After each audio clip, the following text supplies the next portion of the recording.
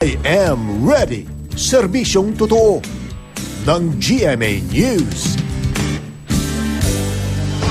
Alamin nga natin lagay ng panahon ngayong Barangay Election 2013 mula sa ating GMA Weather meteorologist si Nathaniel Cruz. Mantani, kamusta ang panahon natin ngayong araw?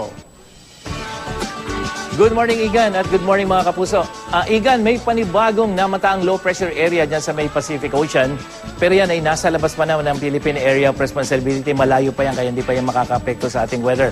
At sa datos ng Weather Central, maaaring pumasok yung LPA o yung low pressure area sa ating Philippine Area of Responsibility. Posible bukas yan, Martes. Ang Japan Meteorological Agency, itinuturing na itong isang tropical depression o mahinang bagyo. At ngayong Lunes, Intertropical Convergence Zone o ITCZ ang nakaka-apekto dito sa Palawan at sa buong Mindanao.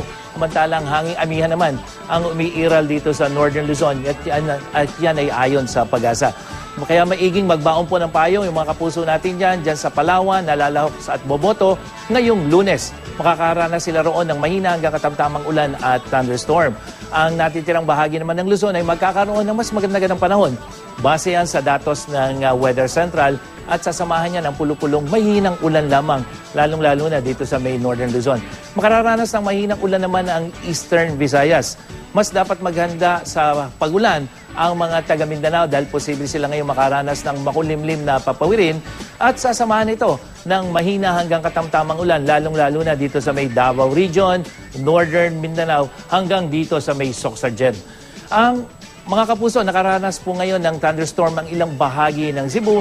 Ayon yan sa Pag-asa at posibleng umanong tumagal yan hanggang alas 7:01 ngayong umaga. At may biglang ulan din na may kasama pagkidlat naman ang nararanasan sa ilang bahagi ng mga probinsya ng Misamis Oriental, Bukidnon, South Cotabato, Zamboanga del Norte, Surigao del Norte at Surigao del Sur, Agusan del Sur at Agusan del Norte hanggang Davao Oriental.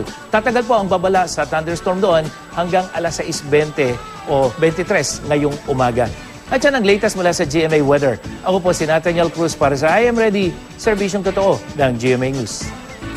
Okay, maraming salamat, Mang Tani.